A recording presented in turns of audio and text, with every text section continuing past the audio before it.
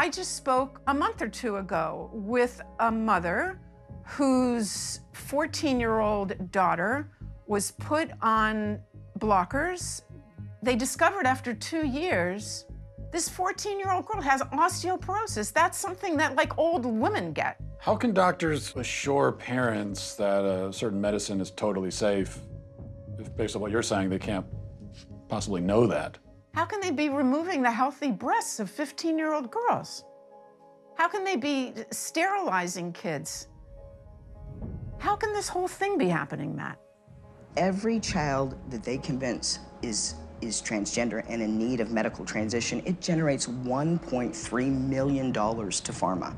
And we're believing a pharmaceutical company, Lupron, hormone blockers, reversible, so they say. Well, the truth is that in 2003, Lupron was sued and deemed a criminal enterprise by the US government. Hi guys, welcome back to the channel. So I wanted to talk about some drama that occurred on Twitter this morning between the Daily Wire and Elon Musk, or Twitter, concerning them airing their What is a Woman movie or documentary that they plan to air on Twitter for free for, people who use the platform.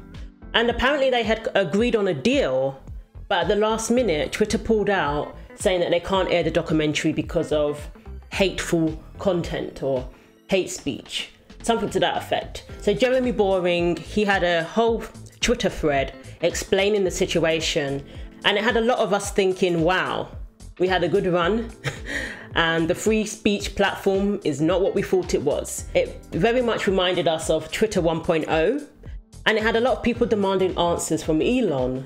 What is this? I thought this was a free speech platform. Tucker Carlson was supposed to start putting content on Twitter. Matt Walsh, again, is believed to have made a deal with Twitter where he was going to post his content after being demonetized on YouTube. So, Twitter was supposed to be this free speech platform.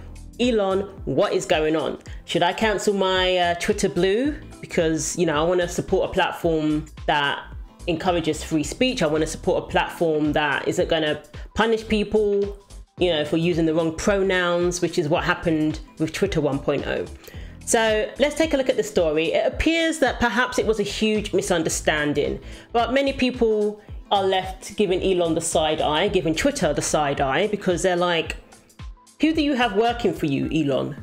Let's take a look. The Twitter owner Elon Musk responded on Thursday to news that the company had reportedly cancelled a deal with the Daily Wire to stream What is a Woman, and said that it was a mistake by many people at Twitter. Even Matt Walsh literally just did a video explaining the situation, and this was before Elon responded. So, as it stood, before this response, people were questioning whether Twitter is the free speech platform it claimed to be. After Elon Musk's takeover of the social media platform and his promised dedication to free speech, the Daily Wire sought a deal to stream Matt Walsh's What is a Woman on Twitter for the documentary's 1-year anniversary. Initially, Twitter responded enthusiastically to the idea, even offering the Daily Wire a package to purchase a whole page for Twitter users to view the film. Daily Wire co-CEO Jeremy Boring said, "That changed after the platform asked to view a screening of the film. After reviewing the film, though Twitter let us know that not only could we no longer purchase the package they offered, they would no longer provide us any support and would actually limit the reach of the film and label it as hateful conduct because of misgendering," Boring said in a tweet thread explaining Twitter's reversal. Specifically in the film, a father refers to his 14-year-old daughter as her, and a store owner uses the wrong pronoun in a confrontation with a transgender woman, Boring continued. Musk, who is currently outside of the US on a business trip, responded to Boring. This was a mistake by many people at Twitter. Jeremy Boring, on his thread, he explained what they refer to as hateful content, and then he said that they offered them the opportunity to air the documentary, but they would limit the reach because it is hateful content, quote unquote.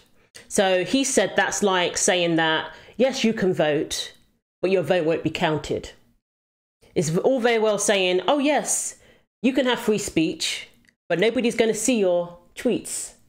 I'm not going to read the whole thread, but he said things such as, we reminded Twitter they removed misgendering from their policy, that the term misgendering itself is misleading, and that enforcing such a policy places them on the side of the most radical elements in society, the side most opposed to their commitment to free speech.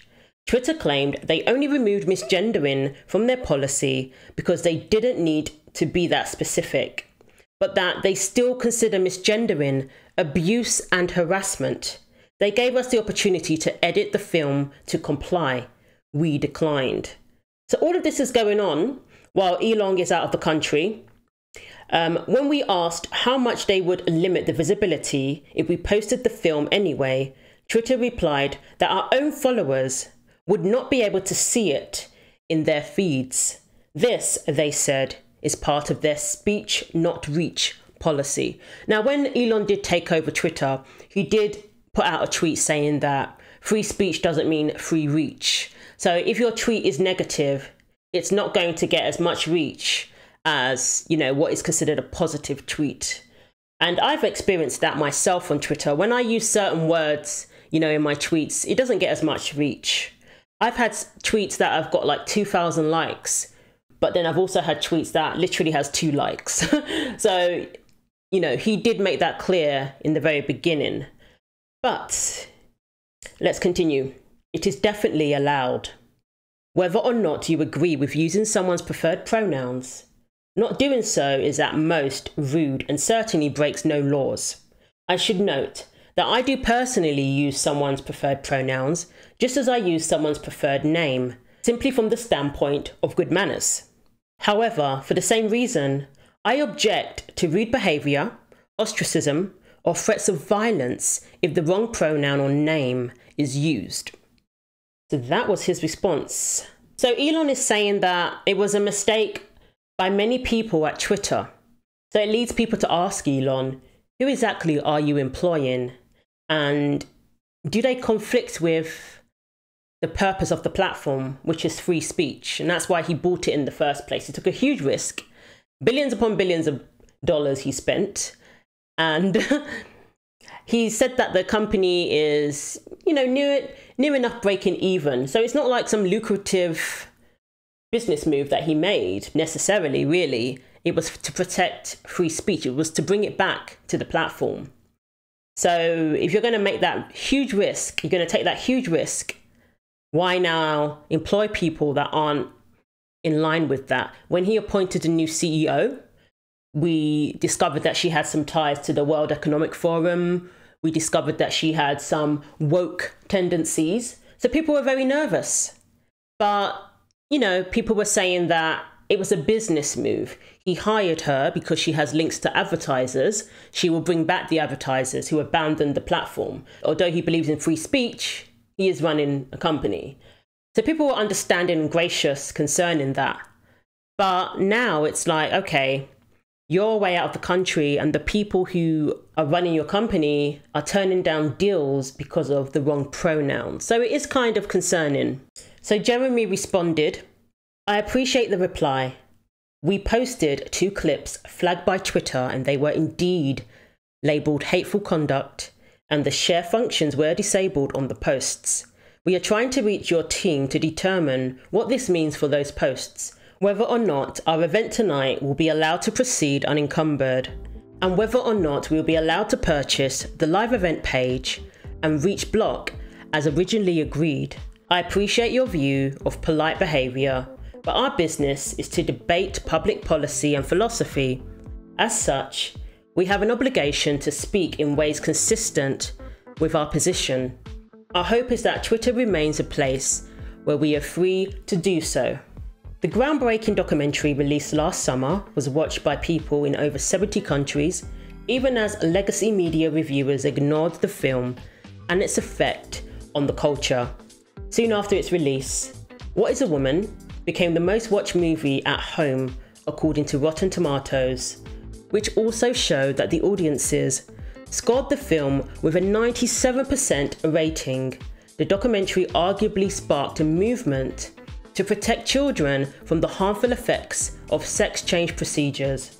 Following the film's release and Walsh's subsequent rallies and events speaking out about the tragic consequences of so-called gender-affirming care, at least a dozen states have banned transgender surgeries on minors. Though Jeremy is saying that's the response he received, Elon is saying it was a mistake. And the documentary will air. It remains to be seen whether it will be suppressed or it will get the reach that is expected on a platform that is believed to be a platform for free speech. So does this concern you? Does this make you question whether Twitter is the platform that it claims to be, especially when Elon initially took over the platform? Or do you think it's going to go back to Twitter 1.0 eventually? Because the people running the company, clearly, they have a different idea of what it means to implement free speech. So let me know what you think. Thanks for watching. Take care of yourselves, and I will see you in the next video, God willing.